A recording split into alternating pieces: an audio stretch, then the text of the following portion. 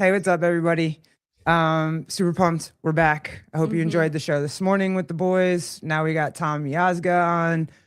And dude, I was scrolling through your Instagram and my guy, I gotta say, I'm a little bit in love, bro. Oh, There's Who's blushing first? I know, like, don't flatter me already. This is unfair.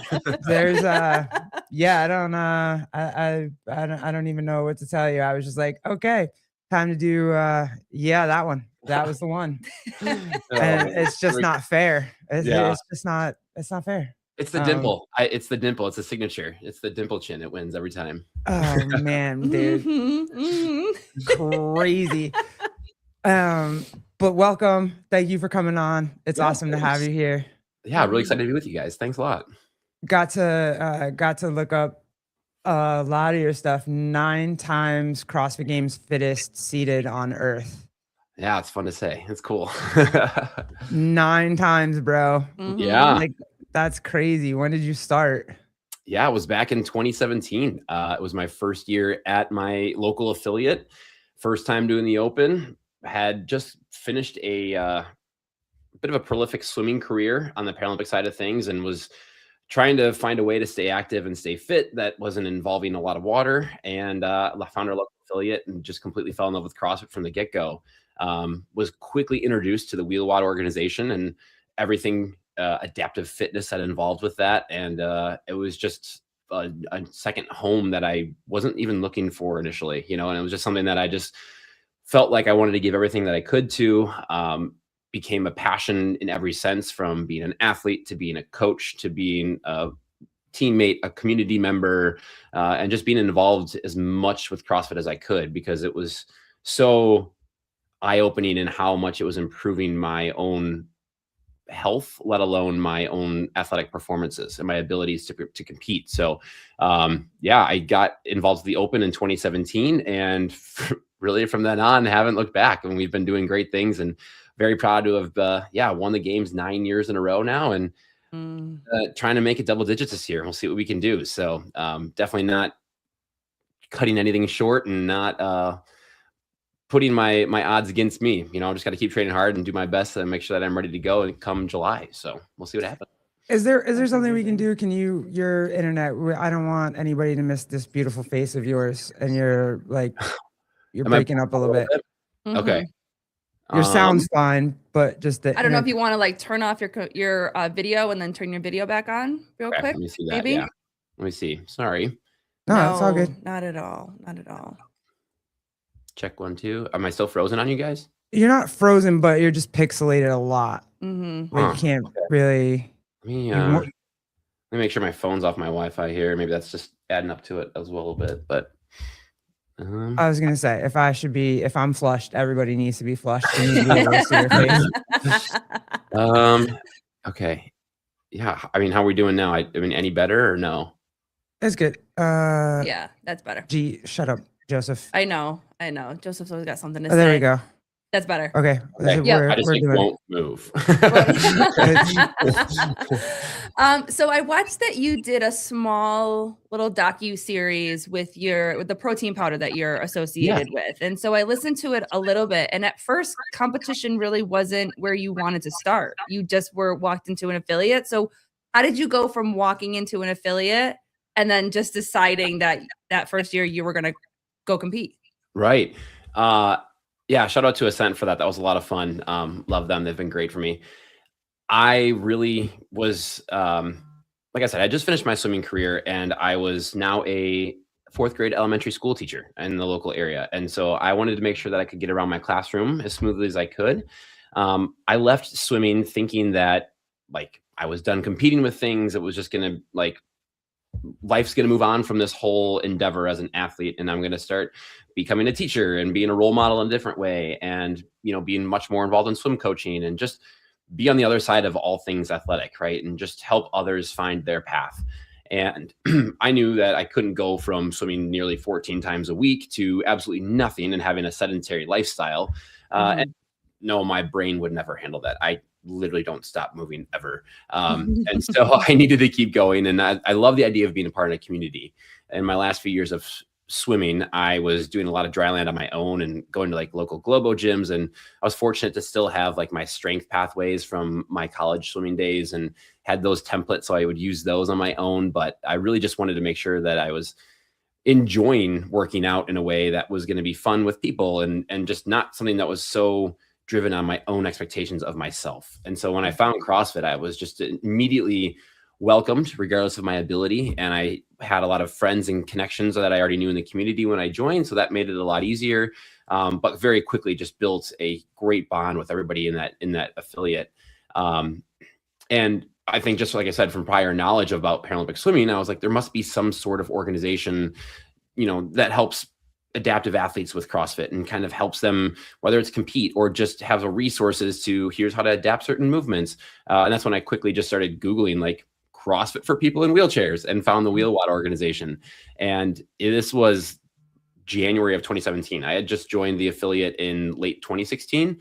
Like I said, with the hopes of just being able to get around my classroom, just to try and keep myself moving, build some extra routine into my life and build some camaraderie around people. And when I found out about Wheelwad and it was like a month away from the open, and I was like, okay, well, everyone else in the gym seems to be doing this. And I found these really cool ways that I can adapt all of these movements and do the same thing. So I might as well try it. I didn't know when I first joined CrossFit that there was going to be a daily leaderboard. Like that was the last thing I needed.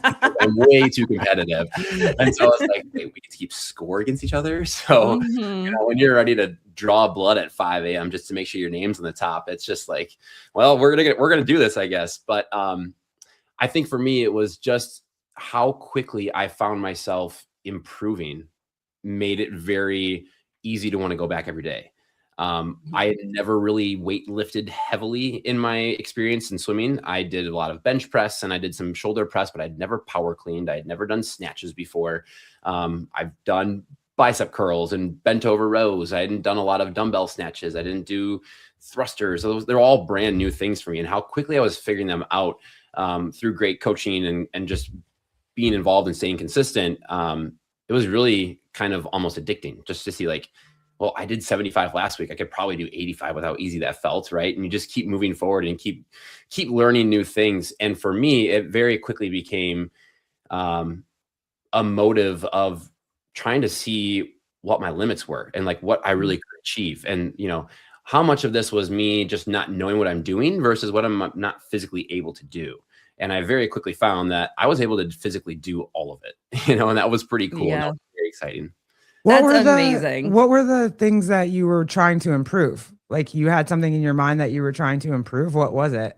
Yeah, I think overall, I mean, you went to the Olympics, so how much did you have to improve on? Right, I know, and that was more of just a longevity purpose too. I know that I get around mostly via wheelchair, and while I can walk in my house, and I usually do, and I leave the chair in the car while I'm home, getting around in the chair is far more accessible for me. It just makes daily life, daily tasks so much easier and far more convenient. And honestly, there's a lot more confidence with it because when I walk, it's a very erratic and very sideways sweeping gait. And it uses a lot of my lower back to walk because my lower half is so stiff. That doesn't happen when I'm in a chair. So I look, for a lack of a better word, normal compared to people when I'm in my chair compared to walking. And I know that if I'm in my chair a lot, I can very quickly atrophy if my muscles aren't being used enough and I'm not stretching on a regular basis. And so I knew that like, okay, well, if I want to be able to keep up with 25 fourth graders in my classroom, I'm gonna have to make sure I can stay on my feet and, pivot and juke and right. Run fast if I have to. Right. So there was a lot of just overall movements that I wanted to make sure I could do. And that was the purpose. It was more of a physical therapy approach for me for CrossFit. It was, I want to make sure that I can get around my classroom, but also when, gosh, what has it been now? 10, 11 years. So when 23-year-old Tom turns 43, I hope I can pick up my kids and be able to walk them around. No problem. I hope that I can, my physical abilities aren't going to be a hindrance for other people in my life. And that's just something that I was able to push myself through just a lot of mentally believing that I was capable more of than what the wheelchair shows. And I just want to make sure that I'm, hopefully the greatest dad and the greatest husband and the greatest brother and the greatest son that I can be, in the future, no matter what. So I didn't want a physical limitation to stop that. And that's why I joined CrossFit. I just want to keep moving. So it was about improving my squat pattern and learning how to squat more effectively, whether it meant I got to really finally use a safety squat bar for the first time. That made things way easier to do. I figured out other mechanisms to help keep my knees out, standing on change plates to help give me some extra ankle elevation. There you go. It was just so easy to be able to find that ability. And that was really exciting because I never had really hit my hamstrings and my glutes that way. And then I was just like, wow, this is actually getting the desired output that I was looking for. And after even just 2-3 months of CrossFit, I was amazed at how much easier I was getting around in my house. I was amazed at how much easier it was for me to carry things with 2 hands and walk places, which had to that point been really challenging. And I remember even one point, my laundry is downstairs, and I remember grabbing a finished load of laundry in the basket, and all of a sudden just nonchalantly walking upstairs while holding the basket with 2 hands and not needing a railing. And I remember stopping at the top of the steps, looking back and be like, did I just do that? It was amazing how easy and freeing that had become. And so it was just so intoxicating to think I just found this universal key to basically unlocking most anything that I want to do physically in my world. And yeah, some days it may take a lot more effort and some tasks may take a lot longer to get to, but if I could just keep trying at it, I have a good feeling that this might actually work out. So it was just so easy to get and fall in love with that. And then to be able to continue the athletic career and unknowingly that first year come around and find all the success that I was always striving for in swimming, but never really attained, was really, really cool. That first year winning the games for the first time was it was very easy to get emotionally overwhelmed. I remember finishing the last event, having clinched the title, and just this feeling of relief hit me because I had put so much internal pressure on myself to be amazing in the water and reach these pinnacles of sport and medal at the highest level. And that never came to fruition. And it was hard for me to kind of just put that aside and feel like I was okay with that and just accept that that was never going to happen because I spent so much of my life centered on that and that mentality and that belief that this is what matters to me. God, I have so many questions. Hold on.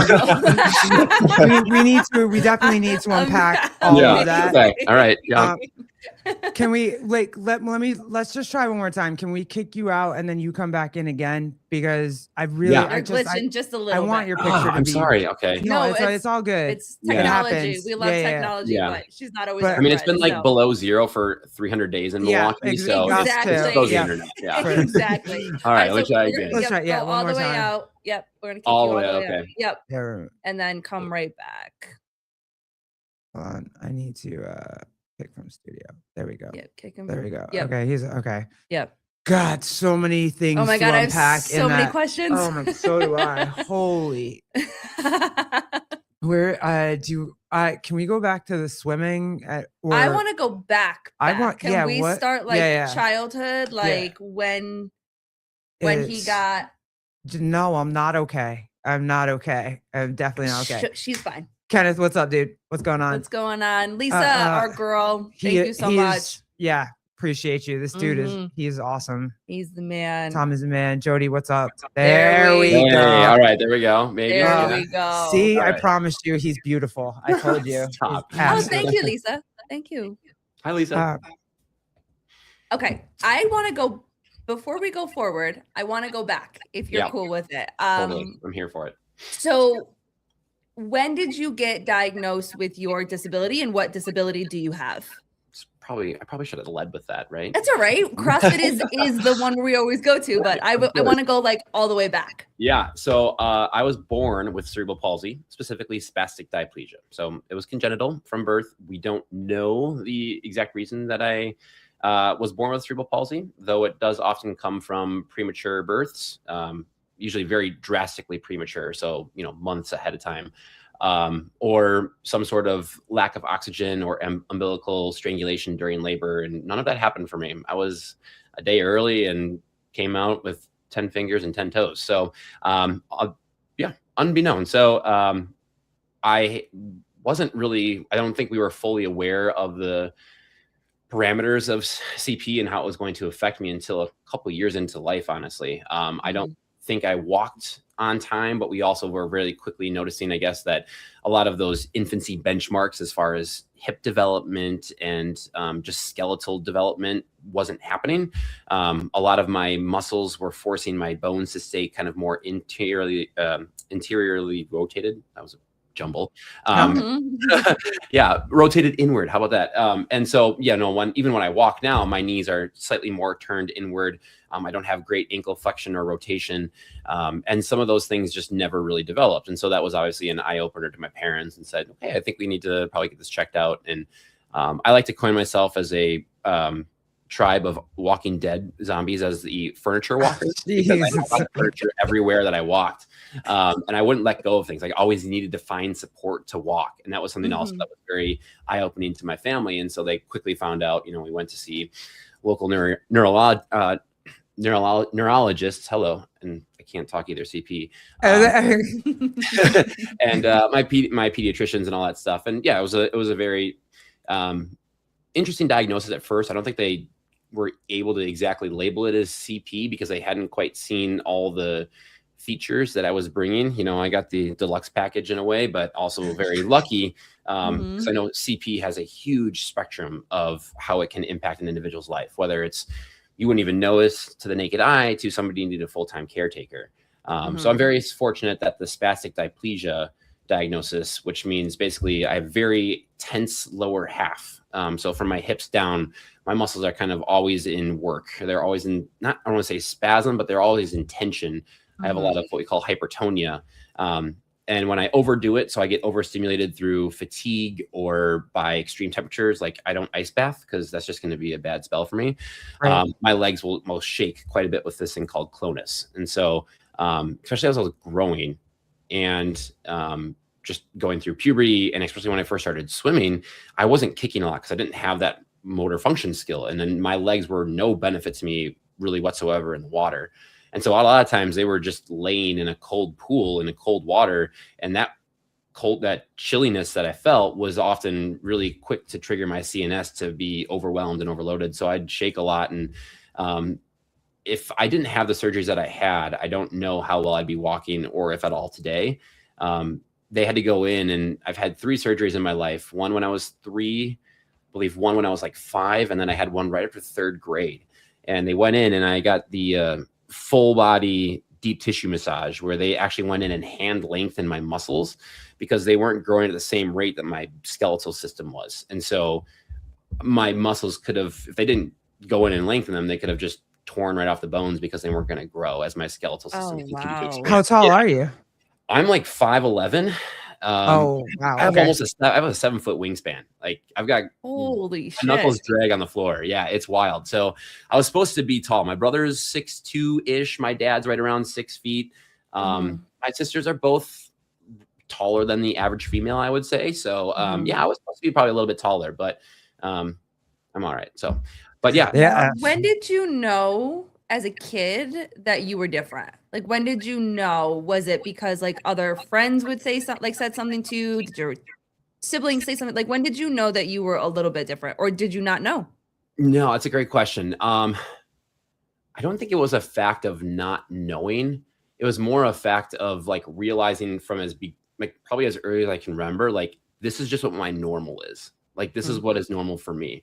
And I knew it was different than everybody else, but it was just kind of one of those things where I had gone through so many different tests and I had, surgeries to fix my legs. And that alone was a cue. Like my siblings haven't had that. So that must be different, and I can remember back to elementary school and kindergarten and even in preschool, I can remember preschool times of, knowing I was different. And I still vividly remember one day when my mom found a book on cerebral palsy at the library. And like, we went into the backyard and she sat me down on one of our patio benches and just like read the book with me and just like, what questions do you have? Like, this is you, this is what you have. And, we need to learn together how to figure this out. And, how old were you?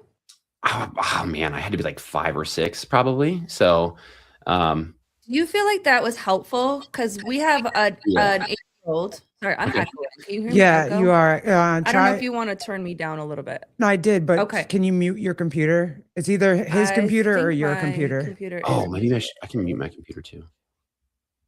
How about now? Is that better? See if his computer mutes. Is it better now? Go I ahead, think so. Yeah, Yeah, that's better. okay. Yep. That's good. Okay. Yeah. So we have a 8-year-old. He'll be 9, and he's autistic.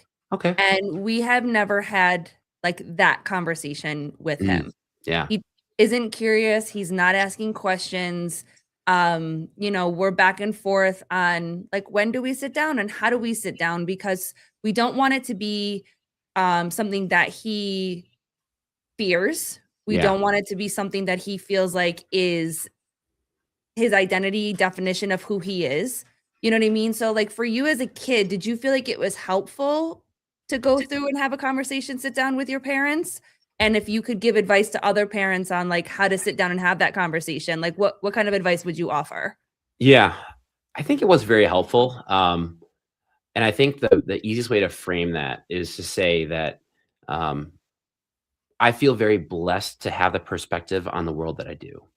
And I'm attributing that to having the disability that I do, because it's very easy to fall into societal norms of what is expected to be average or the standard, if you will.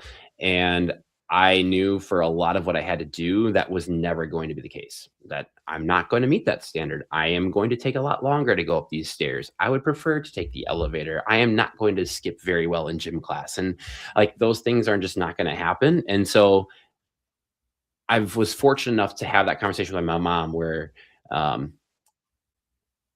don't know how much of it was about like, you're just not going to be able to do this. Like, this will be something that you can't do. I think it was more of like, there's going to be a lot of times where you realize that you're struggling more than you think you want to, and that things are going to be a lot harder than maybe you thought they were going to be. And honestly, I think from that conversation and just having those experiences, I matured at a very young age and just was much wiser than my years showed, because there was a lot of times where I was like, okay, I'm definitely not going to fit in here, and it's going to look real funny for my classmates if I try this or if I try and keep up this way. And so while I was trying to battle a lot of those those internal thoughts and demons, it was a very blessed childhood that I had to have such great friends around me and a great community that was always very supportive and didn't look at me very differently like that. Though I was a kid in a wheelchair in school, and I still remember having that surgery after 3rd grade. It was literally the day after school got out. Like the next morning after school got out, I went in, had the surgery, and I woke up and all of a sudden my legs were fully casted from toe to hip with a bar connecting my legs in between them, and spent a summer sitting up. Like I couldn't even lay down for 3 months straight. It was ridiculous. But, having classmates that were so supportive of that and just, willing to come over and hang out in the summertime, even if it was just sitting in my backyard, or the neighbor behind us had a pool and they were hanging out, like it just gave me a chance to be around people, and it was just nice. But all of those experiences kind of just, it's crazy to think about now, because it's that 6-year-old to 10-year-old would have never expected to be in the world that I am now, in the position that I am.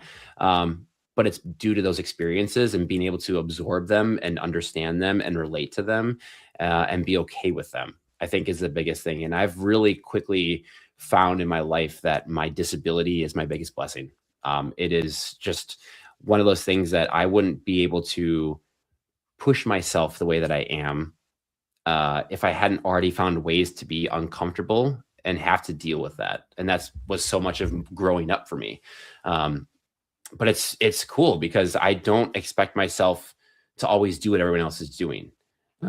Honestly, I expect a little bit too much of myself probably on a regular basis, because I've always been in that mentality of like trying to prove others wrong and trying to show that I'm capable of more than what the wheelchair shows. And so, as good as that can be, it was also, a little damning at times and not always the most mentally healthy thing for me to do. But overall, I know that I look at my cerebral palsy as like, I don't want to cliche it as calling it like a superhero trait, but it really is eye-opening to have a flaw that everyone in the world sees and you can't avoid, right? I can't hide my CP. I can't Right. hide Yeah. the wheelchair. So I might as well just own it and be a great person around it and show that like, hey, I'm not somebody that isn't going to ask for your help. Like I'm going to go about my day and I'm going to live my life. And I hope you can see that I'm just willing to persevere through that. And that's what it is. Like, I don't need to be motivated by it. I don't need to be inspired by it, but like this kid just wants to live his life. And that's all I can see. And that's all I appreciate. And I think, for your son too, having autism is something that's very widely known now. It seems to have come on very quickly in the last 10 years and it's much more prevalent, but to each his own, and I think your son probably has a very unique set of skills that are really what make him him. And that's awesome. And that's wonderful. And it gives him a chance to see the world from a different lens that most people don't get to experience. And it's a whole level of wisdom that is just kind of unlocked to him that nobody else gets to experience. And that's pretty cool. So, I appreciate you saying it that way because there is an argument, and I, as a parent of a child with a disability, you feel that disconnect between the different parts of the disability and the different parts of the spectrum. There's some people that feel like if you say it one way, it's demeaning to their children. If you say it a different way, it's not a superpower because of what they deal with and all of the challenges that they deal with. And I think that at the end of the day, from what I'm hearing from you, is that we just take it one day at a time 100%. and we lean into the person that we are. And if we can focus on the person that we are, and again, we're the parents of a child, it's not eliminating one over the other. Like it's celebrating where each person is at. And I have felt that as a parent in different groups where, yeah, but I want to pull that one up after. She's showing a picture. She's going to pull it up in a minute. Nice. But I feel like if you don't fit into the circle on one part of the spectrum, you're almost cast out because you don't understand the challenges that someone else goes through. So I just want to say thank you for just sharing that, like, it's okay to be exactly where you are because that's all we've got.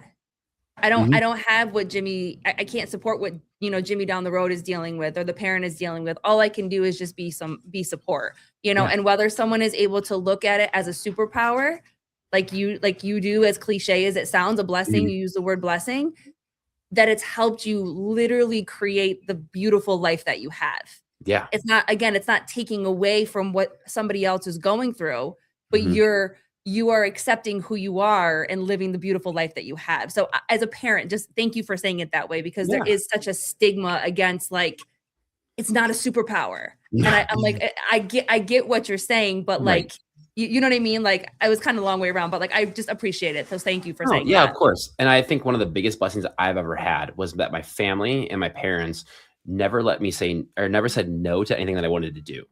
Like when I saw all my friends joining the local soccer league and I'm like, well, I want to join. They didn't say no. Like, Tom, you cannot run fast enough. You cannot keep up enough. You can't kick a ball well enough. They just said, sure, go try.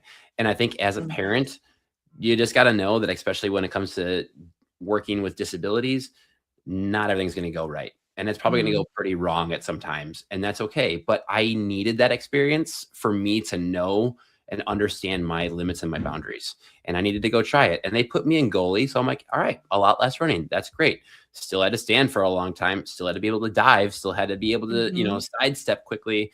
And I learned from my experience that I'm not cut out for this. Like, I'm glad I tried and I'm glad I figured it out, but I just can cross this one off the list. And that's one less solution that I am, one more solution I am closer to the answer.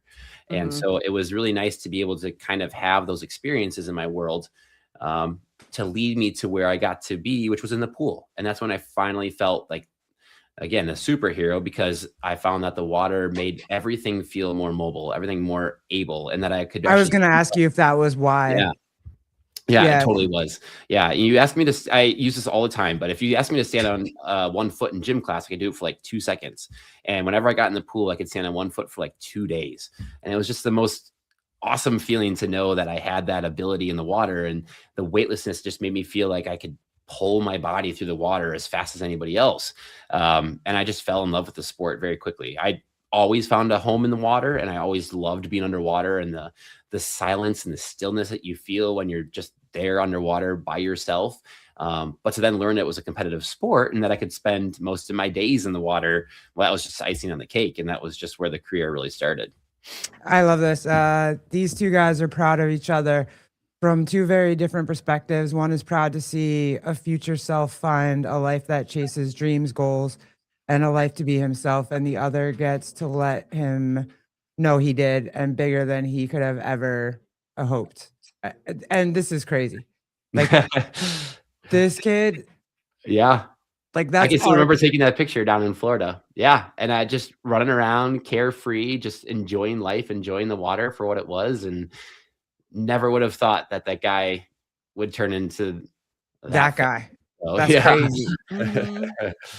That's absolutely freaking crazy and amazing. That's Yeah. awesome. That post, when I found that post, that one hit me right in the chest. That Oh, one really had a moment because we all are little at one point front and double go through what we go through, you know, but I very much saw and see my kid in that first picture and yeah. hope that to see him on the other side as he gets older to be the amazing kid that he is. Like that one, just as a mom, like that one just like hit me right in the chest, in the chest. No, I love that. And I assure you that you're doing everything right, you know, and it's totally fine to, like you said, just focus on winning the day, you know, and it may be a Mhm. task, it may be an arduous task, but at the end of the day, if you feel like you've made an impact in a positive way, then you can't be mad at yourself for what you've done. So I think, yeah, don't put pressure on yourself because I'm sure your son loves you dearly as a mom, and I'm sure you're doing a terrific job, and he knows that. I know I'm nowhere where I am without my support system, you know, and that's my Mhm. family, that's my coaches, my teammates, whoever it may be. It's a lot of people showing me what potential can look like, and that doesn't have to look the same way for everybody. And that was a huge eye opener for me at a young age. So. Oh shoot, this one is wild, dude. Holy crap. You are like a like this one. Oh, yeah. That's what I guess so, yeah.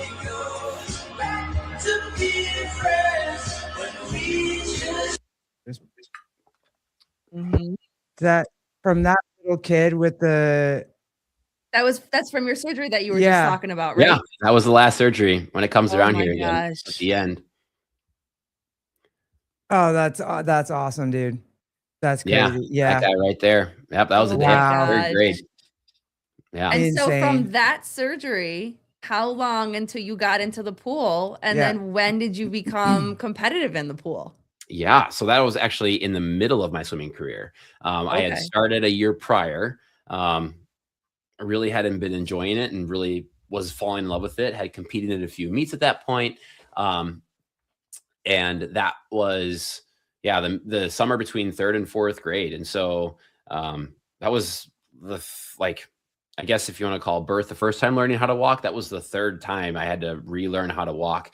That surgery there was really lower leg dominated. So we did the hand muscle lengthening of hamstrings, all my knee tendons and joints and muscles back there, the calves, the Achilles. And so they went in and just hand lengthened all of them, which allowed my heels to finally come down. So at that point, I had been walking on my toes nonstop. Yeah, like they call it like the Yeah. heel drop, right? Yep. The surgery, Yeah, the heel drop. surgery. Yep. Yeah. So Yep. that was definitely very new because I can remember the first time being like, okay, your heels are going to hit the floor when you strike the floor. And I was like, okay. And I remember how different that felt. And it took a very long time to Mhm. learn how to walk again. But again, there was nothing more beneficial than the water. I mean, just to have that weightlessness where I could activate my hip flexors and feel like I could tuck my knees into my chest really well, do leg swings much easier. Everything in the water just was so much more fluid. And pun Did intended, it I guess, almost but feel like you could move one leg at a time in the water versus like you were kind of saying when you walk, you almost feel like they're both moving at the same time?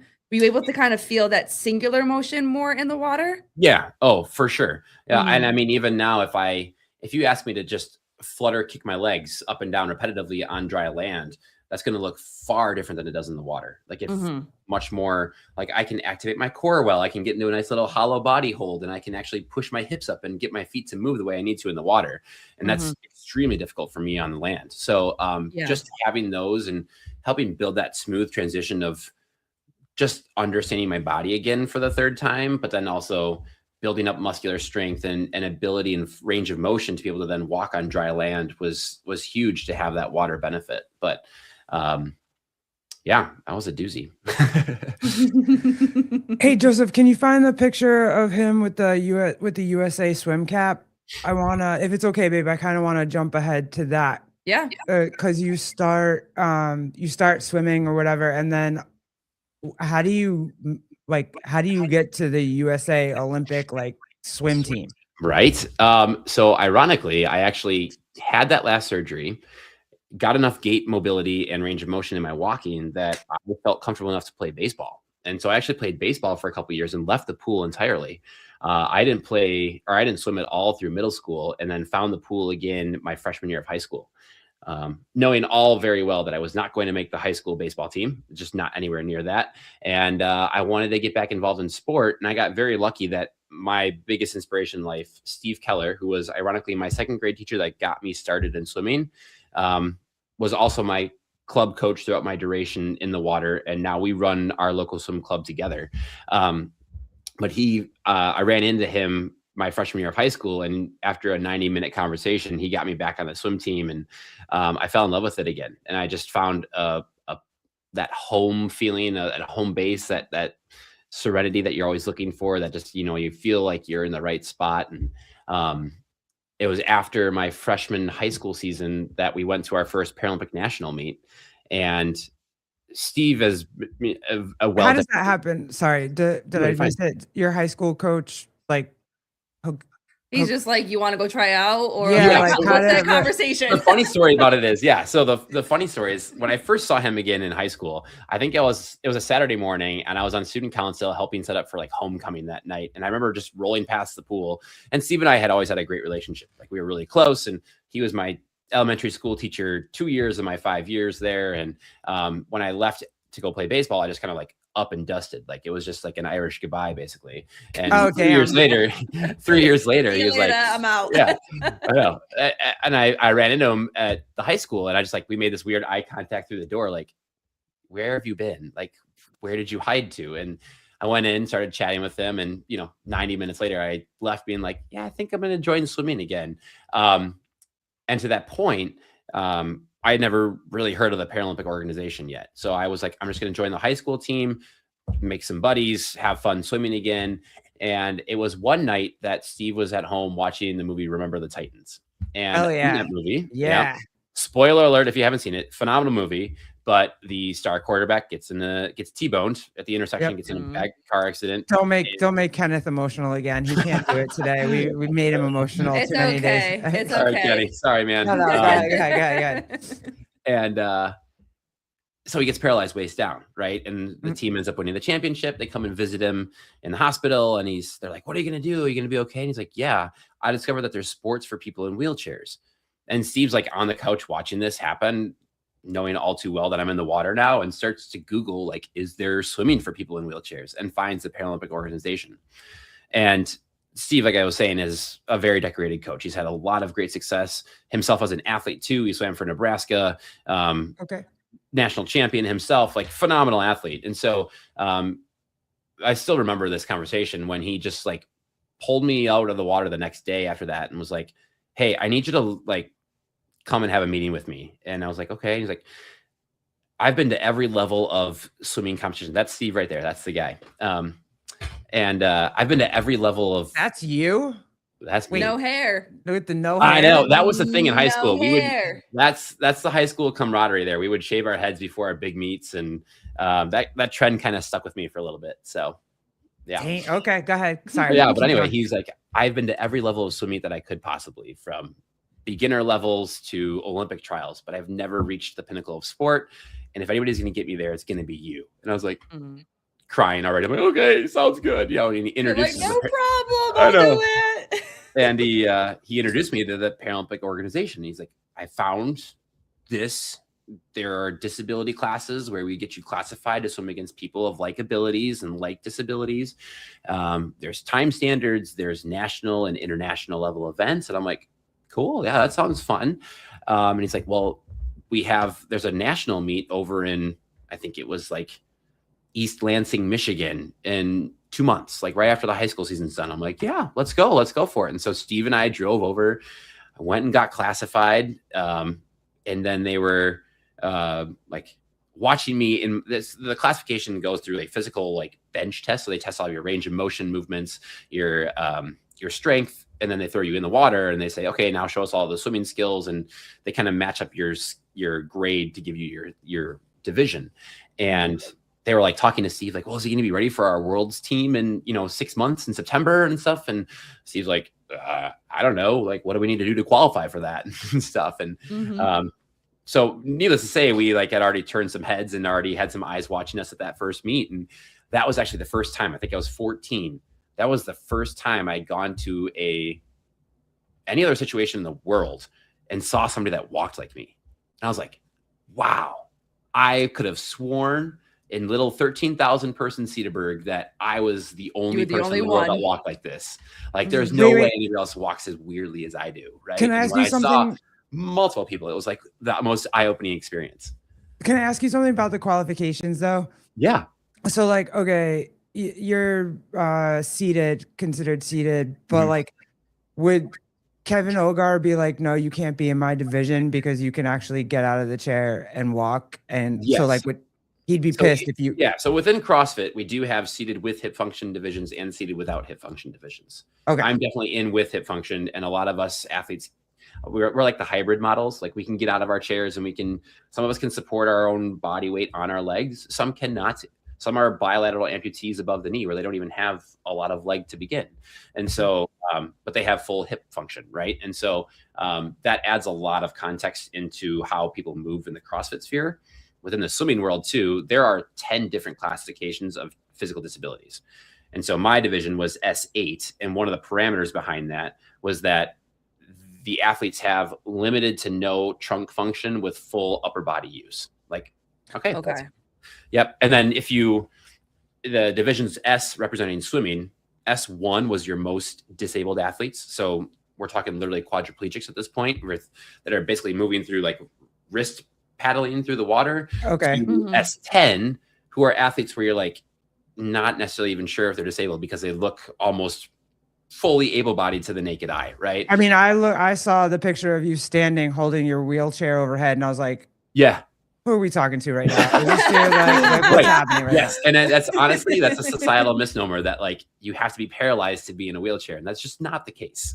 Like I should honestly just make a YouTube video or an Instagram reel of me walking to show people like it to people. Yeah, like this is why I use a wheelchair. And then you'd be like, oh, okay, that makes sense. My walking. Yeah, I did. I was nervous. I was like, oh God, we're gonna have this dude on here and they're gonna see his Instagram and be like, what the hell? Yeah. Well, I love Rolo, meme for time, did that one reel with all of you guys at the adaptive games. And, and one of it was like, you're standing. You're not, you don't even need that. Like it was so funny. And I know poor thing got so much backlash for that shit. Oh, it was so funny because that's what people think. I know that's what they assume. It's like, you just got to join our circle. Like it's a good time. You think that if Tom wasn't okay with him doing this, that he would do it with him? You know what I mean? And it was so funny. It was so good.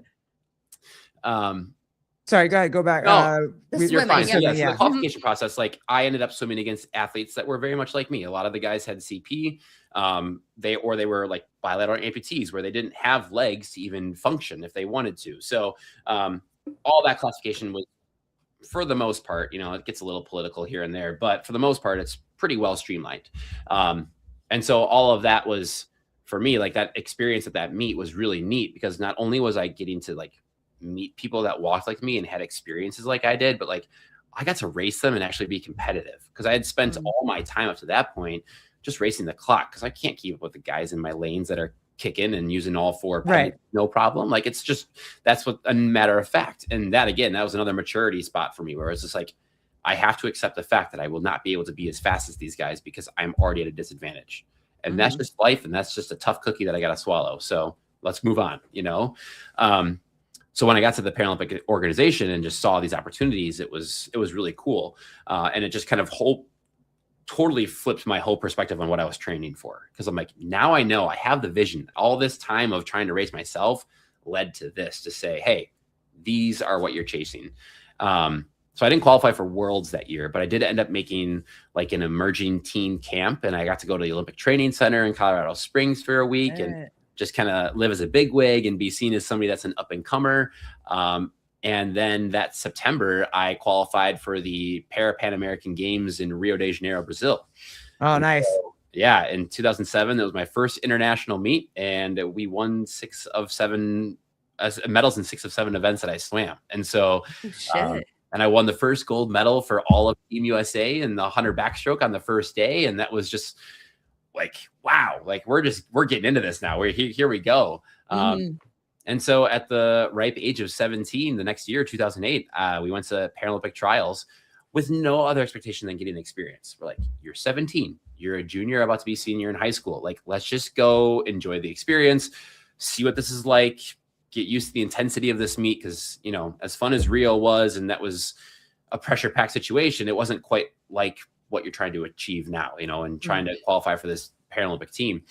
Come on, man. You went for the girls. It was Rio. You went for the girls. Ain't no way. Yeah, right. They're dancing samba and bachata now. I know. There was a lot going on there. Let me tell you that. That was we didn't make it to Cocoa Beach down there, but we drove by it a few times, and a lot of heads were just constantly. Bikinis are different in Brazil. They're not the same. They're just not the same. Yeah. So I've heard. I've never been. So we wanted just to go to trials just to try and swim the best time, see what we could do, hold our own. Little did we know that was going to be enough. And at the age of 17, I qualified for the Paralympic Games in 2008. And that was just unreal to believe that happened so fast. I know I had some swimming experience from my childhood, from like 2nd to 5th grade, but to me, to be back in the water for a calendar year, maybe 14, 15 months, if we're honest, before going to trials and then qualifying was like, what? Okay. Yeah. And so from there, the training just ramped up. It was just like swimming doubles 3-4 times a week. I was in the weight room constantly. My classmates thought that I was skipping lunch to go train in the middle of the day, which was not true, but I was just so into my swimming at that point that I'm like, I will do whatever it takes, because if you just knew how cool it felt to have a place at that point in my life when you're 17 and you've just spent so much of your time trying to feel like you're trying to fit in and find what like your calling is and who you are or what you're meant to be doing with your life. Like, to have that, I was drunk on it. Like I could just have it all day for breakfast, lunch, and dinner. I feel like you have to love swimming as a swimmer, because I'm also 5'11", and I was recruited by my gym teacher to join the swim team. Nice. And I went to one practice and swam for 2.5 hours, got out of the pool and said, I'm not coming back next time. But no thanks. Yeah. I'm like, no thanks. Because it is a full body workout. To just swim laps constantly, like you have to love the sport. Like, it makes total sense that when you got back into the water and you were invested in competing in it, you were like, I'm just in it. It has to be. That's got to be some mental toughness for you too, because there is nothing. It's not like you can look around, enjoy the scenery, you're just swimming freaking laps. You're looking at the line on the bottom of the pool. Yeah, you're thinking about your pace, looking at the bottom of the pool, and just how uncomfortable you are. Yeah. It was just the goal though, and the vision of what could be, and that's what kept me going and constantly. And it was just so cool to think about where that could lead me. And it really did change a lot of how I was perceived around the community too. It was all of a sudden I went from this guy, like just being the kid in the wheelchair that likes swimming, to being like, oh my God, he's our local superstar. He's our local hero. Like he's qualified for the games. And it was neat to have that perspective and have that turnaround, and just kind of help me feel a lot more confident in myself too. It was just like, stop trying to prove yourself. Like, you just became a Paralympian and you have reached the pinnacle of sport that 0.0001% of the world ever to a Before you graduated from high school. Yeah, right. I barely have my driver's mean- license, right? Yeah. Most So, of us are places we're not supposed to be in high school, and here Yeah. you are just making it to the Olympics. yeah, so it was pretty neat to say the least. It was surreal to know that like I had come that far, and I just wanted to give everything I could to it. And I think it was also a blessing and a curse to have so much success so quickly. You know, I qualified for Beijing. When I got there, I swam the 400-meter freestyle and the 100-meter backstroke. And I ended up finishing top 8 in the 400-meter freestyle, which allowed me to swim at night for the medals, which ended up 8th, which is totally fine. Very proud of that experience. Oh, look at that mug shot. Oh my Look at God. that Yo. face. And I tell you, though, that's when you swim too much and you just stop caring about your hair and don't shower. That mug up there is like steel wool. Like you could clean your sinks with that. It was disgusting. It just smelled like chlorine all the time. Oh, all the time. I don't even smell it anymore. And I'm sure it's still on me. Let's be honest. It's just it's in your DNA now. Right. Yeah. Yeah. And so we finished 8th in the 400-meter freestyle, got to swim under the lights. That was the first time too. Like all of a sudden you're marching out of this ready room. There's 30,000 people in the water cube. You've got cameras following you underwater as you're swimming. And I'm like, okay, this is new. Haven't done that before. Oh, know? wow. What's that? That was epic. It was so like Distracting? yeah, kind of. Kind of, right? Did you try to I smile also for the knew, like, camera? I worked so hard for that. But like I knew I had worked so hard for that moment, and just to be able to stand behind that block and have that chance to dive in for a medal was like nothing's gonna stop me. I don't care what this is. Like I'm gonna do whatever it takes. And what I love the most is that in that stadium of 30,000 people, my whole family got to make the trip over to Beijing, and so did Steve, my coach. And I think they must have been pretty close to front row because I was in lane 8. And you heard them? Yeah. And I was right. Yeah, I was right by the spectators, I would say. Like, well, the deck was wide, but I was the closest lane to the spectators. And the entire 400-meter swim, which was like about a 5-minute swim, I could hear nobody but my coach. I could only hear Steve yelling at me the whole time I'm going. I'm like, that's kind of cool that like after all this time and the journey we've been on, like it is him and I kind of going through this swim together. But so when you get wait, ready, hold on. Can I just ask him one TMZ question? Sure. It wasn't the year that Ryan Lochte was there. Where like no, that was trouble with that, 2016 in Rio. That's when they got okay. trouble. All right. Yeah. Okay. No, That's this fine. was Okay. when Phelps won 8 gold medals. Shit. Okay. All right. Every swim. Yeah. oh Okay. shit. All right. Did you meet him? Did you say Yeah, hi? he's Did a you great take a guy. picture? Yeah. No, they're Yeah. great guys. Yeah. No, when you start, you know, 3, 2, 1, go. Are you already in the water? Are you on the what do you call it? The block? Are you on the block? Like, how do you start? No, good question. Yes. So I was in the starting block, and relative to our division, our classification level, a lot of us just had very slow starts. We didn't have great reaction time because it just took so much force to get us to fall forward or push hard off the block. So Okay. yeah, that was Are always you something standing or sitting? standing. But it was Okay. always kind of like always crouched. Like when I get on, I would stay crouched. I'd never stand fully up. I'd always hold on with my hands because again, the furniture walker in me couldn't let go. Mhm. But yeah, it was just a safety net there. But yeah, as I got a little bit more into my career then too, I figured out like having a coach there to help assist me stand on the block was a lot easier. And that was actually very beneficial. It also wasn't so fatiguing to get off the to get in and up onto the block in the first place too. Cause like I can take a lot of energy if it's really that tough for you. So yeah. So Megan, you're just wrong for this girl. Someone pushed them in. You're just wrong. no, you're not allowed to be pushed in. You can have someone help you on the block, but they cannot touch you once the race is about to They start. can't send you Yeah. off. Yeah. They can't. We get like a slingshot going then or something like that. But Right. Can you imagine? I would love that job. I would travel with you and just push you off. So you can touch his ass. Pretty Tell much, the yeah. truth. That's So you fair. can just push his ass That's off fair. real quick. That's fair. Like, all right, it is a Tom, 3, 2, 1, Speedo-worthy ass, go. let me tell you. I'll tell you now. A little extra squeeze before you push, Listen, get them ready. I have no shame. Yeah. Oh shoot, we're an hour. Holy crap. It's So fine. we've I got, can all day. okay. All right, Awesome. cool. Awesome. Awesome. Yeah. Yeah, go ahead. No, I think it's just kind of crazy then. Let's talk about where the career went from there, because this is probably the most crazy moment of like, I like to center my life around reciprocity and the idea of giving back what was given to me. But this was like the biggest full circle moment I've had. So I left 08 thinking like, all right, this is just a start. I was very blessed to be able to go to St. Louis University and swim on their D1 program down there. I was studying physical therapy, looking to just kind of build a life around sports and just rehab and just an area that I was very comfortable in. I'd gone to PT for basically my whole entire life, and I felt very comfortable in clinics and knew my way around them. So I thought, this would be a perfect job for me and just a great way to help people improve their lives. And so everything was kind of clicking down there. And as 2012 rolled around, I was about to be 21. I was a junior in college now. And at that point, I was, I think, 5th in the world in the 100 backstroke. So I had moved up from finishing 9th in Beijing to now 5th in the world, heading into the next quad, and not very far away from medaling. And due to NCAA standards, my college coaches weren't allowed to coach me much beyond our conference season in February. So February 2012 was, when we had conference, but then trials weren't until June. And obviously I'm in school till May. So I'm like, okay, well, how am I going to possibly push myself hard enough to train the way I need to train from March until May when school is done?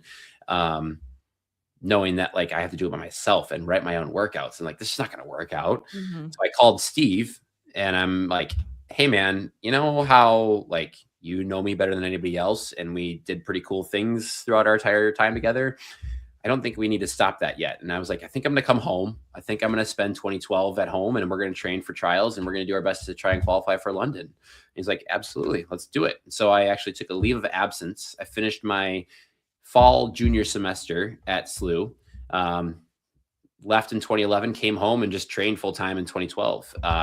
My mom is a local pharmacist here in Cedarburg, and I actually helped out at their pharmacy with just restocking and other stuff in retail for, keep my mind occupied more than anything. But I just fully committed to swimming. And so I went to trials in June in balmy Bismarck, North Dakota, knowing that like I have never been more prepared than I was. And like I was ready to do everything I could. Oh, North The trouble Dakota. was that in 2008, we got to take 20 men to the Beijing games. And in 2012, we only got to take 12. And a lot of that's based on, and it's all based on how many or how well your country performs in the quad prior to trials. So for instance, like if you have an athlete that medals at Worlds, you earn your team a slot. And so we had a lot of big names retire after 2008 that weren't filled. And like, we didn't have enough grassroots growing at that time to like fill their shoes as well as we needed to. So all of a sudden our men's team was hurting a little bit. But as strong as we were, it just made it that much more fiercely competitive to try and qualify for the team in 12. And I remember when I qualified in 8, I was like probably the between 18th and 20th person out of 20 taken. Like I was lucky I had a good swim. And so in 12, I was like, all right, well, I left school for this. I have no plan B. I mean, I'm in 5th in the world right now. We're sitting pretty, we're doing fine. And how qualifying works for us for trials is they take all of our times in our relative divisions out of the world rankings. And then whatever times you go at trials, they throw you back in, and your world ranking is that. And they take your highest ranked event as like your selection event.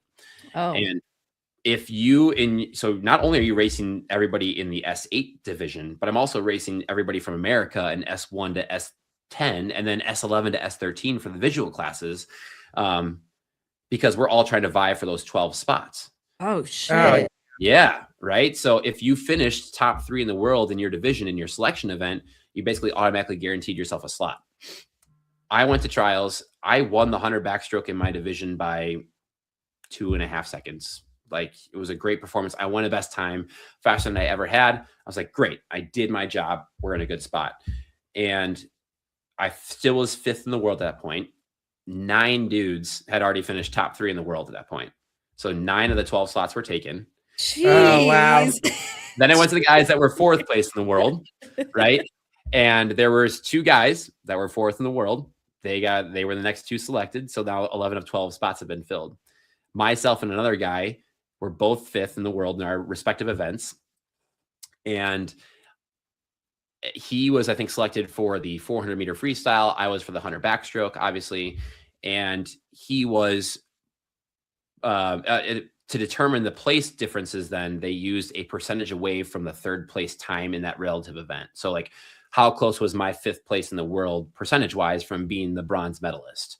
And then likely for his, I was 0.03% further behind than he was. I was 1/100th man, damn. further away than he was. And all of a sudden, everything that I had planned led up to leading to me sitting on the couch in August watching my teammates swim in London. And oh, damn. I was devastated. I was like, I put everything I had into this. I thought that this was just Your the year. beginning, and like I'm 21 and thriving. Like, here we go. Like, you know, and the amount of shoulda, coulda, wouldas, the dark spaces I went into, and just the horror I had of myself, that thinking like I let myself down. Like, man, it was just like completely opposite of everything I'd led my life up to believe to that point. And it was so gut wrenching to feel like, I know I didn't, but like letting other people down and letting everyone down, and like, oh my gosh. And like, I just left school for this and I can't go back to school right now. Like, what do I do? I was like completely stuck.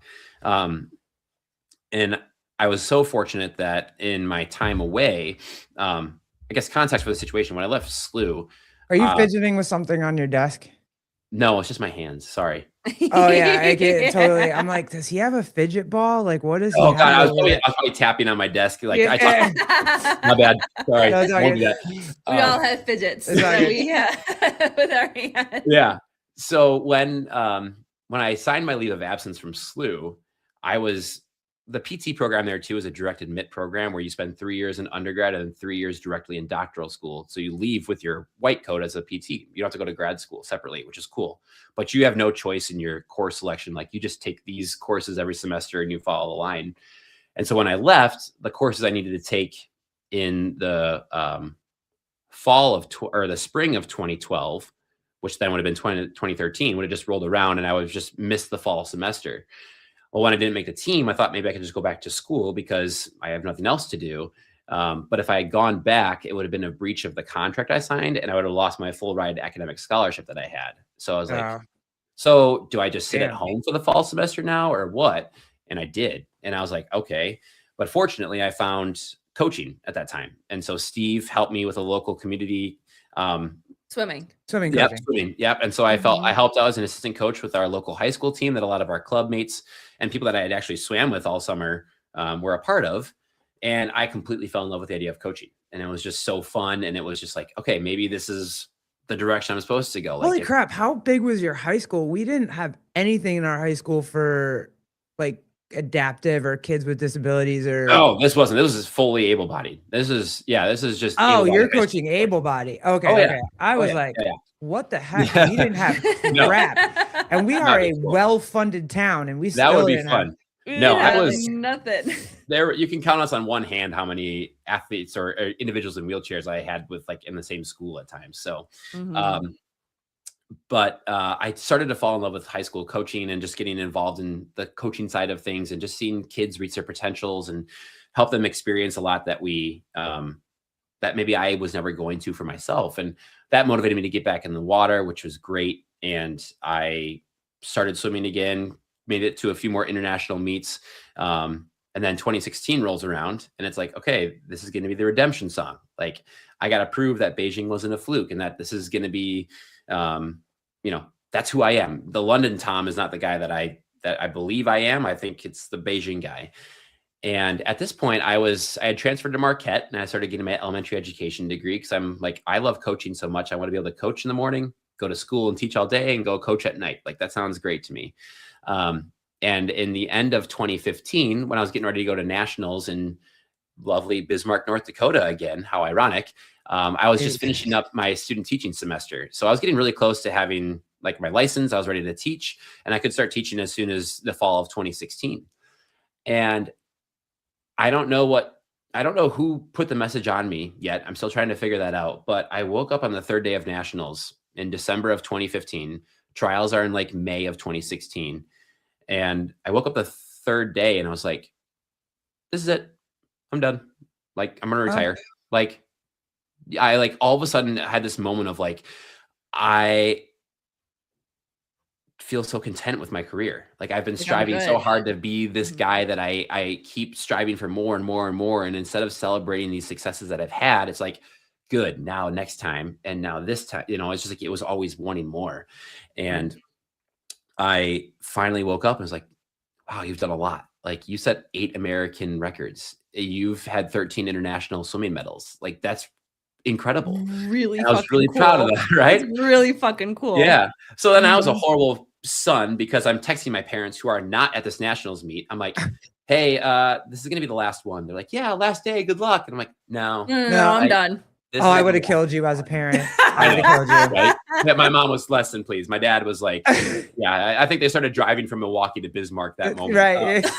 But by the time you woke up, they were knocking at your door. right. I would have cheered for you, but then I would have killed you I grabbed immediately you by the back after. of the head and put you in the water. Yeah. There you go, Megan. Mom would have pushed him in the pool. Yeah. Yeah. This is where it's like so crazy and how perfect though, because I woke up and I was like, you know what? If I want to start my life, I need to start teaching next year. Like I need to get a job. I don't want to go and, you know, pretend like who's going to hire a first year teacher that needs to miss the first month of the school year because they're gone competing at the Paralympic Games. Like that's not how I want my career to start, you know? And so I don't want to sub for the rest of 2016 either. I want to just get in and get going. And so kind of pragmatics helped with that decision, I think. But my very last swim was a part of our Team USA relay. And we did a 400 medley relay, which means one guy does one of the strokes and there's 4 guys in the relay. So each of the strokes are covered. I was the backstroker, you know, coincidentally going first, doing my last ever 100 backstroke in a meet. And the next guy was Rudy Garcia Tolson. And he was the first guy I ever met when I went to that meet at East Lansing, Michigan. He was like the first one that introduced me to everybody else around the pool that had been there for a while at that point. And he actually was in my class. So we raced each other all the time. And then behind him were 2 brand new guys to our U.S. national team at that meet for the first time. And so they're in that 14, 15-year-old adolescent age when I started. And it's just cool to see them, see how nervous they were. I was like, I remember that. I remember that feeling. So I went in, I did my 100 backstroke. Probably wasn't my best time, but I was already feeling sappy. I could feel myself at the turn coming back like, oh my God, it's my last lap ever. And Rudy dives in and we have 2 other teams right next to us. And though I called it a national meet, we had teams from Brazil and Canada and China at this meet because it was a last chance for other countries to earn slots to qualify for the 2016 games. And so they were trying to swim really fast. And so we were the Team USA relay, and it was really neat to just, you know, be able to don the cap one more time. But Rudy dives in. We're relatively close to Brazil and China on our left and right, respectively. And then the third guy jumps in, and he's the butterflyer, and he's 15-year-old kid that's just trying to figure things out. And he swims like the swim of his life. He's just, he catches up. Awesome. He drops like 3 seconds in his 100 butterfly. He goes so much faster than anybody expected. And at this point, we're neck and neck with all like Brazil, US, and Canada. We're like all a 3-way tie. And Rudy and I, at this point, the last guys on the blocks, and it's Matthew Torres. And we are just giving them hell. We are just like, you cannot let your country down. There is no way you will lose this race. Like the country relies on the stars and stripes are on your back. You know, we're just like peeing on the block at this point, like ready to go. And he dives in. You can't tell who finishes first. He swims out of his mind. He's just sending it. And you're just like, we're like, yeah, we did our job. Rudy and I are like nuxing each other. Like, yeah, we got him fired up. Yeah. They come in for the race. They finish. It's neck and neck between us and Brazil. We look up at the scoreboard, and I kid you not, at the same pool that 4 years prior, I lost by 100th of a second. Our Team USA won by 100th of a second.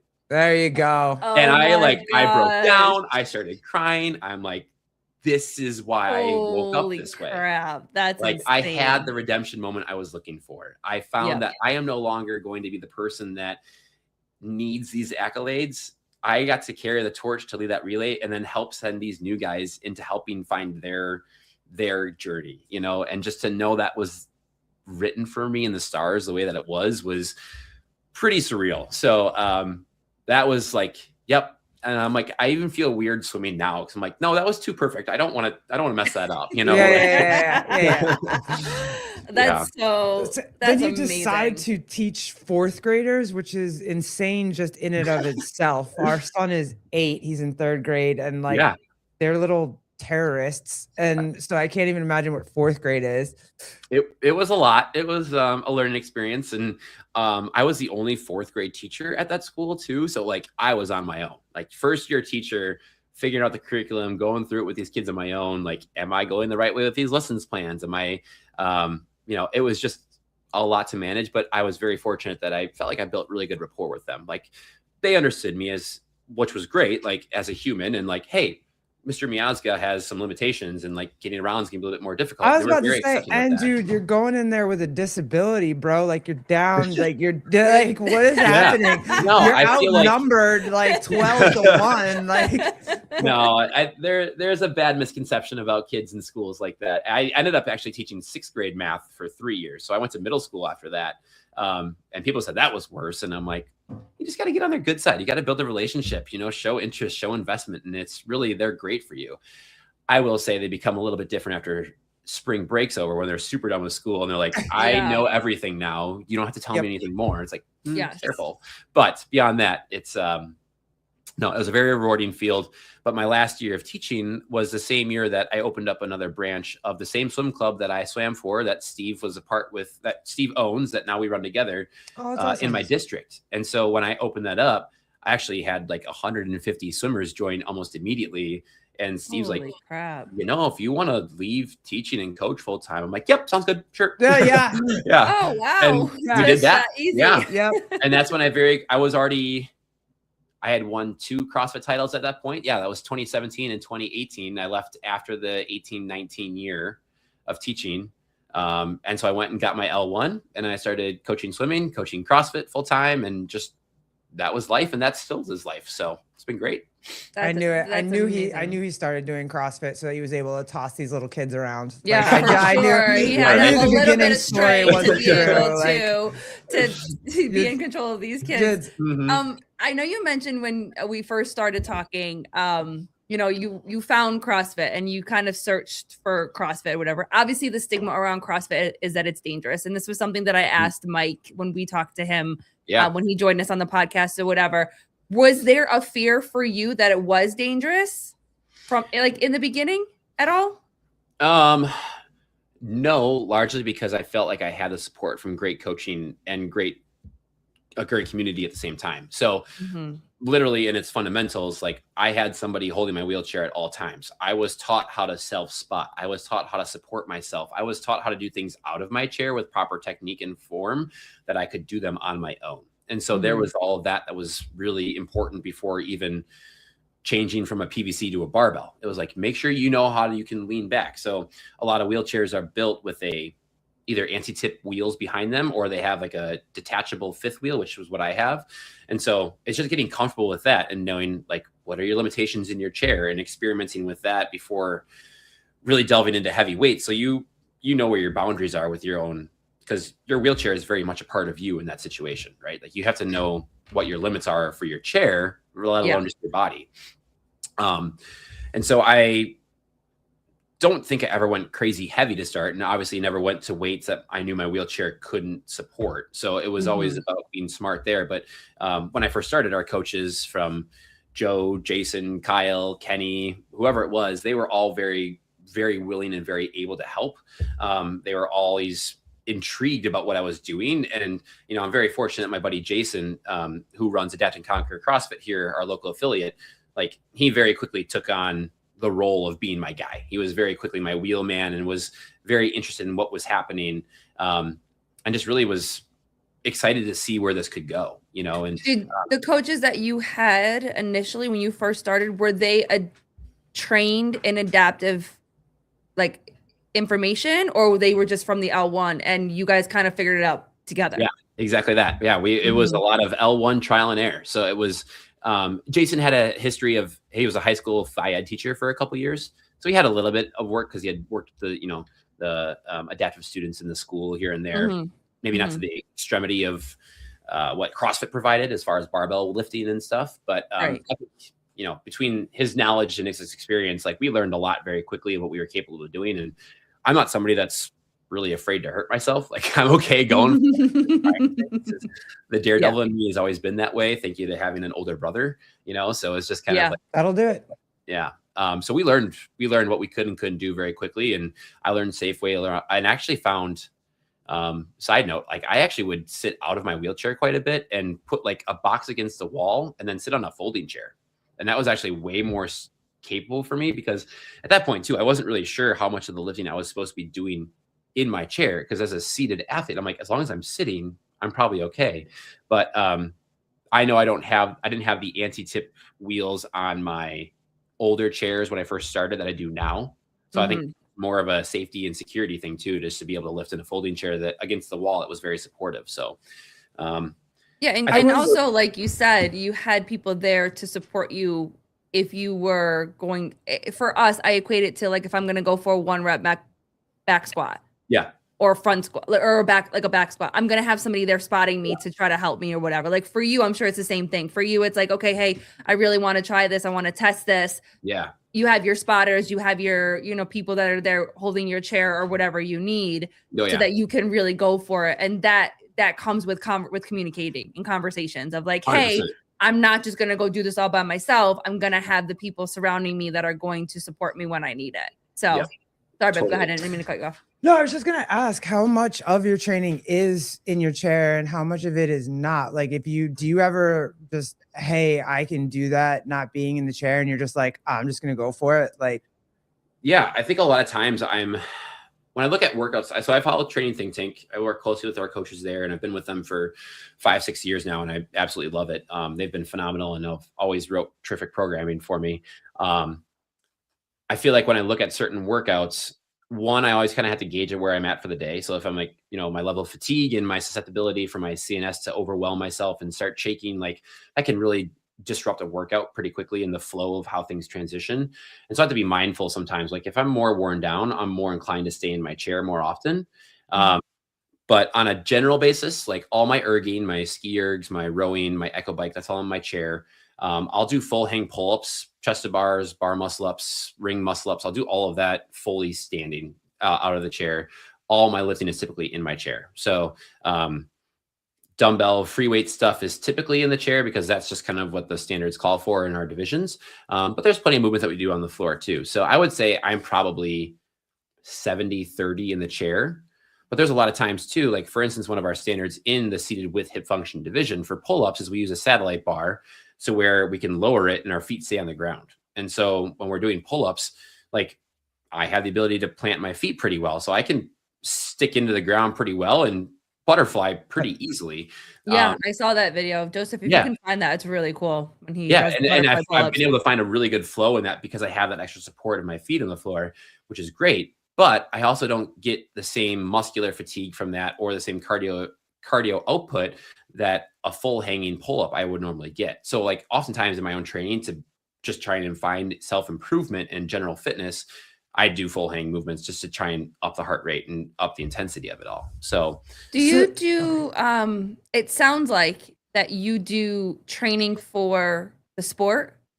You very much do CrossFit. You do the training for the sport, but you also train for your everyday challenges that you need to face. So getting out of the chair, walking, burpees, getting up and down, you know what I mean? It continues to give you that independence that you strive for just in everyday living. And then you push yourself even farther in the sport to be able to be successful in the sport. Like you are literally doing CrossFit as what CrossFit was created for.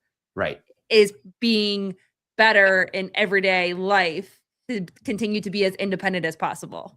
So I'm going to clip that like 20 seconds and I'm just going to show that to everybody. Cause I'm like, now you know why I'm addicted. Like, this is why I love this stuff. Like that is, you nailed it to a T. That is exactly why CrossFit has been such a blessing for me. And every year, you know, I'm very proud to have won the games in my division for 9 years in a row. And I'm very eager for this year too. But at the end of the day, I know it's what I love with, LSKD used it one time. It was you versus you. It's just me versus me. I'm just trying to make sure that I am getting better and that me at the end of the day, I feel like I've made improvements on who I am and how physically I am able to get around.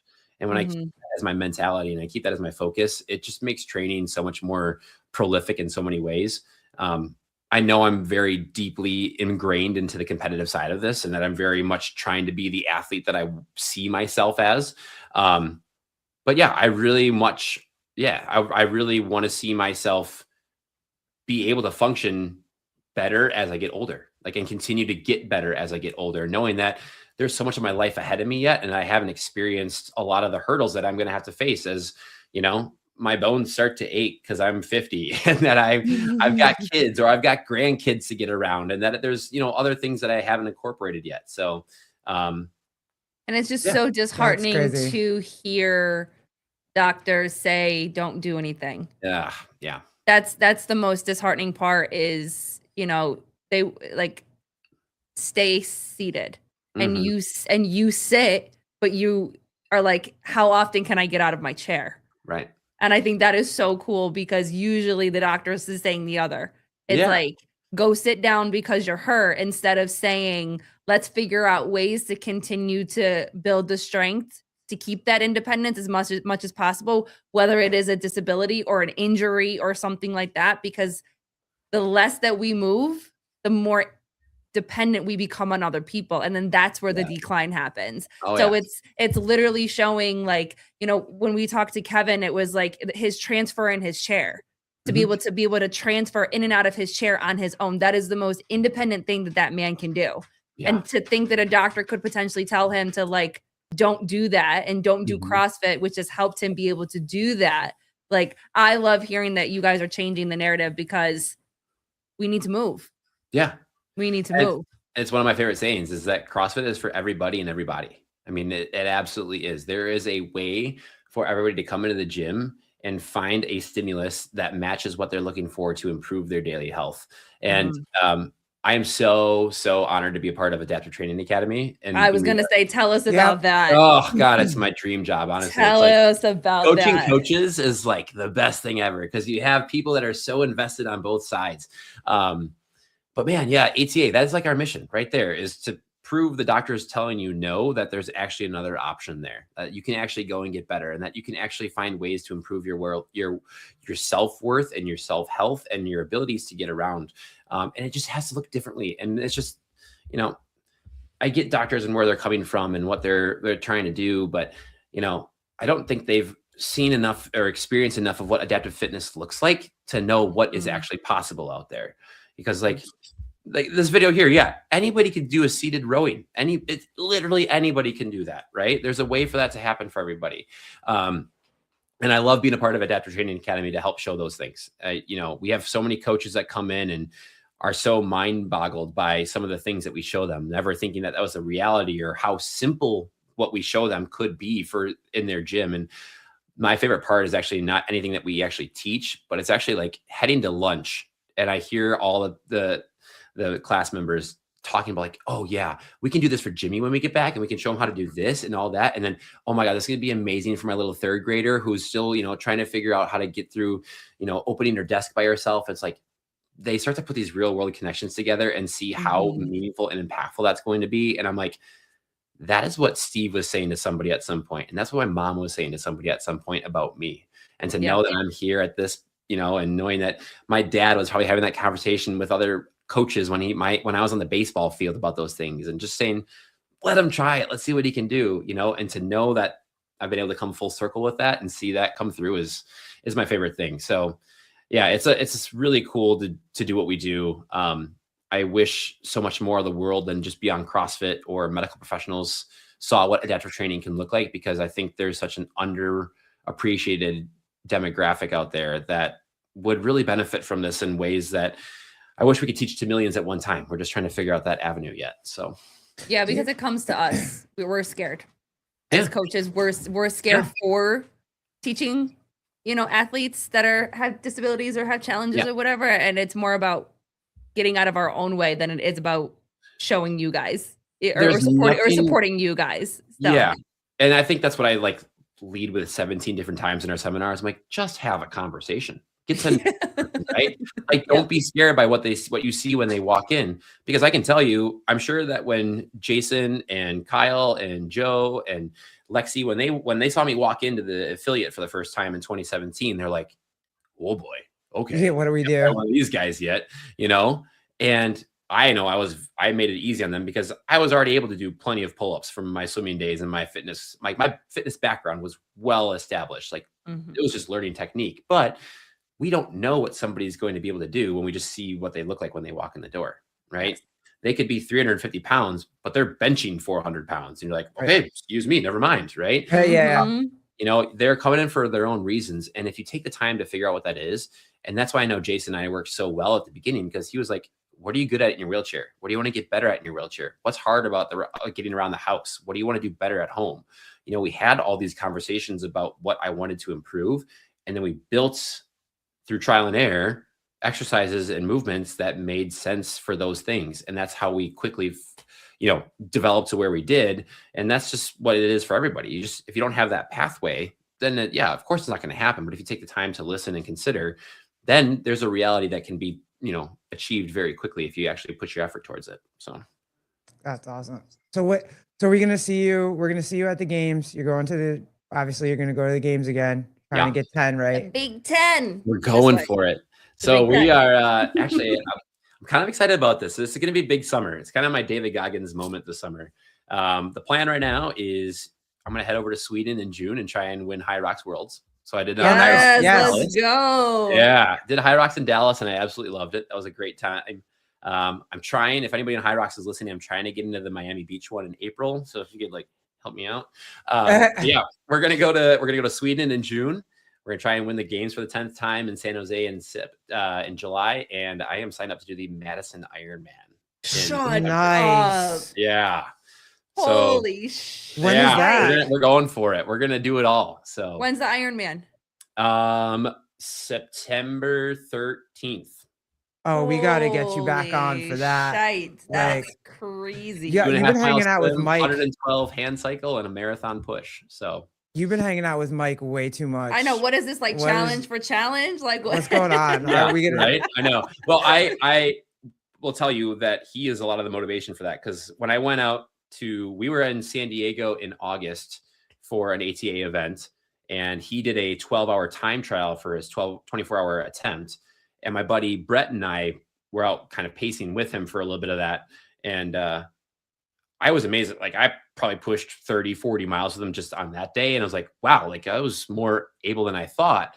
But I went out and did the trial with him in San Antonio, and I ended up doing the last 12 hours, 20 minutes on, 20 minutes off with myself and Andrea Wilson for 12 straight hours. And I was like, crazy. I love this so much. This is why do I like this? It was incredible. Watching him do what he did was shout out to my boy Mike Egan. That was an incredible 150-mile excursion he did. But 746 laps around tennis courts. I know.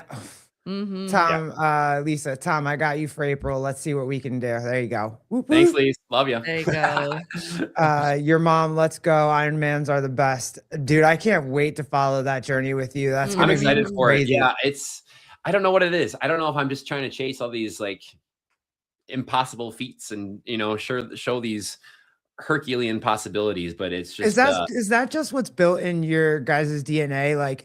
Mike doing that, you doing an Ironman, it's just got to be built in your DNA. Just screw it, I just can do it too. Forget it. But I think I'm so privileged to have found an avenue in the world that has allowed me to find success in such a beneficial way. And it's so cool to see that and to know that and to be able to embrace that on a daily basis. It's I feel bad not doing it, right? And to know that I've had the mentality to be able to learn how to push myself when I'm uncomfortable and how to chase dreams that seem really dumb to other people. I can remember getting, joked at from high schoolers back in the day when I was swimming so much and being and I never went to dances. I never hung out much. I was nope, I got practice. Nope, I got practice. Nope, I got to meet. And I didn't have a lot of friends because of that.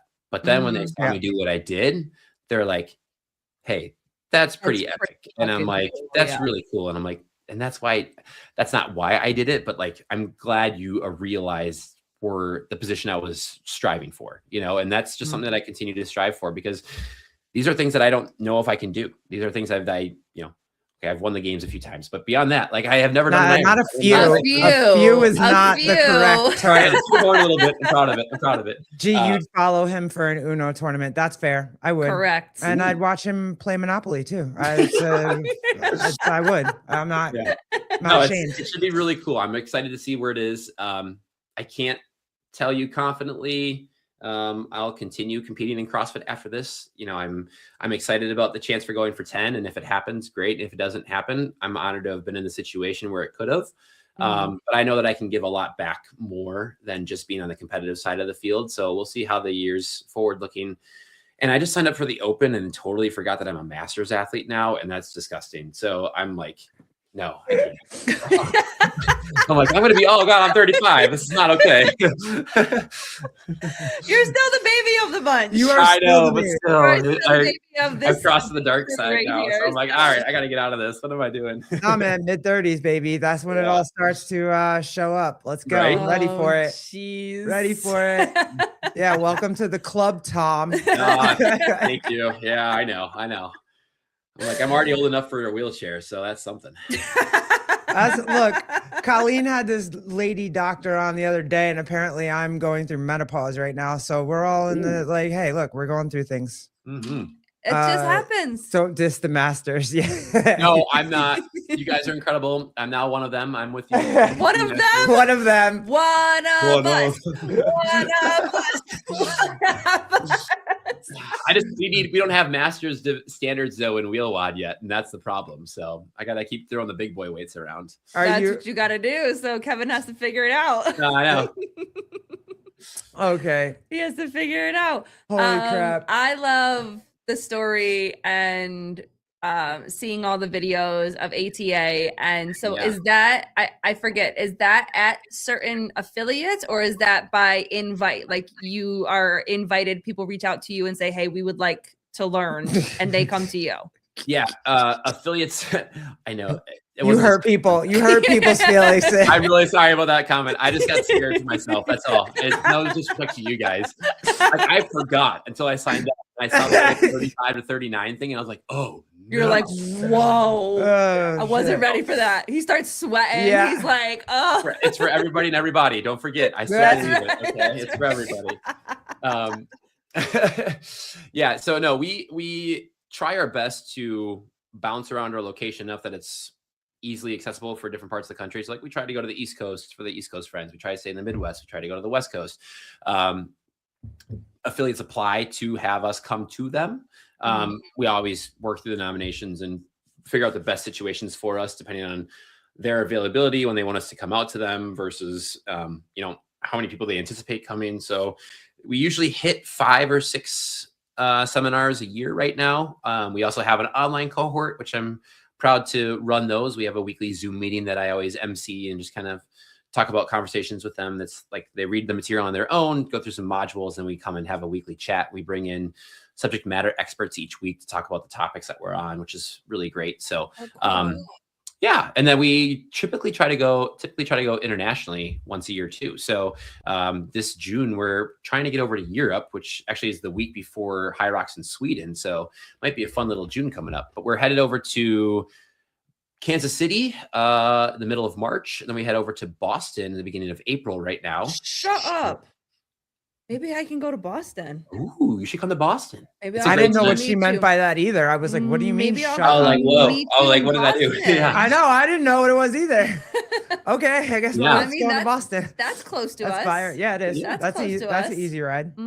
Maybe I'll meet you guys in Boston. You have to send me the information. Oh yeah, absolutely. Yeah. We're partnering with Move United through that one. So. Countless dogs petted. That's the most There's important always statistic. doggos at seminars, and they're the best. Yes. That's awesome. Yeah, and that's really, really gratifying too. We've had a lot of great opportunities to partner with local VAs, with Wounded Warrior, with a lot of other groups that want to have private seminars with us, and just to have that exposure with them. And it's a very gratifying feeling for us. So it's been really neat to be able to have so much outreach with so many different communities that are so invested in adaptive athletes the way that we are, and just support one another. So we're here for Yes, you're going to Boston. No, Yes, and she I'm is. not going because of the next comment underneath it, and that's Yes. exactly why I'm not going. No, you're coming to Boston with me so that you can meet Tom. That's why. I would love to meet Tom. Oh, Can I meet? all right. Can I meet Tom on a trip somewhere else? Somewhere. Come to San Jose. Just come to San Jose. I'll meet you in San Yeah, Jose and fly. There you that's go. fine. I'll drive cross country. That's fine. Yeah. She ain't going to California, please. I- That's definitely not. She's definitely not going to California. I know that much. Oh, God.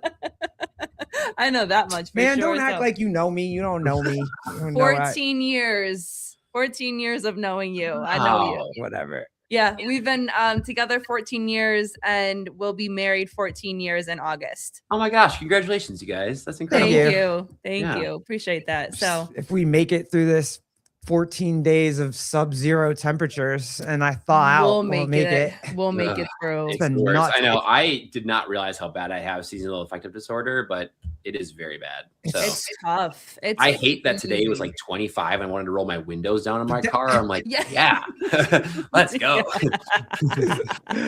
Oh my God. I know the sunshine did make it feel kind of nice today. It was Mhm. actually like sunny outside. So it was cool. Yeah. Gave us false hopes, hopes, that it was right? I going to know. get really, really warm. So, but thank you, Tom. This was amazing. It was my pleasure. You guys have been incredible. Thanks for letting me share my story and little therapy session myself, but it's been great. yeah. So, Anytime.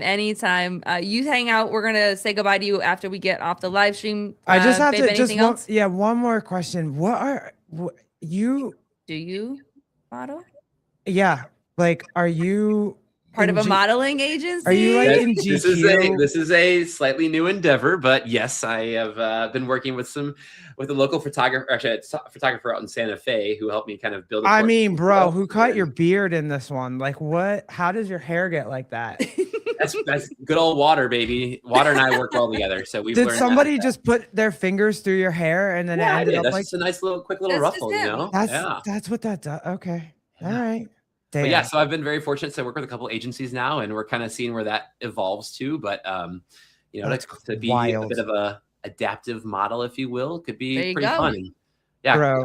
Cowboy Tom has been a good look so far. I'm not against it. So. Yeah, Cowboy Tom is amazing. He has me questioning myself going through this. I mean, I'm just saying, and I've Hey. been a solid 5-star lesbian for fucking my entire life, and I'm out here like, what's happening right now? Yeah, it's still single if it matters. There you go. So There you go, There you there you go. go, ladies. There you actually go. not. No, we're all part of the same tribe here. We're on Oh. the same team. Okay. Yeah, Now I I came like out in you even more. 2019. Surprise. Yeah. There you go. Now I really want you to be the father of our next kid. We all know how this is going to work out. Holy shit. I told you it was going to get weird. I told It you got it was going to weird. get There you weird. go. It got Surprise. weird. Yeah. Oh shit, guys. Well, if you didn't hang out to the end I'm of a this, I'm a lesbian lesbian too. Sorry. Okay. Yeah. Okay. No, I'm proudly gay, and that's what it is. Nice. Sorry. All right, guys. We had fun. Thank you very much. Mhm. Tom, thank you. Lisa, as always, you are the rock She's star the champ. of our life. Thank Yes, you for she's the introducing us to the coolest people that we could ever possibly meet. Yep. It's been a really fun last couple of months getting to talk to you, to Mike, to Tater Tot, to Kevin. Yeah. It's been fucking awesome. So Yes. And please come back anytime. all the You are time. welcome anytime. And we will definitely reach out to you again. Guys, thank you so much for hanging out with us tomorrow. We are on Sevon's podcast, so come hang out with us. yeah, on we're talking about baby daddies. So Baby we're talking daddies about and yo baby daddy. and single moms. So we will see you guys tomorrow. Thank you guys for hanging out. Deuces. Bye-bye.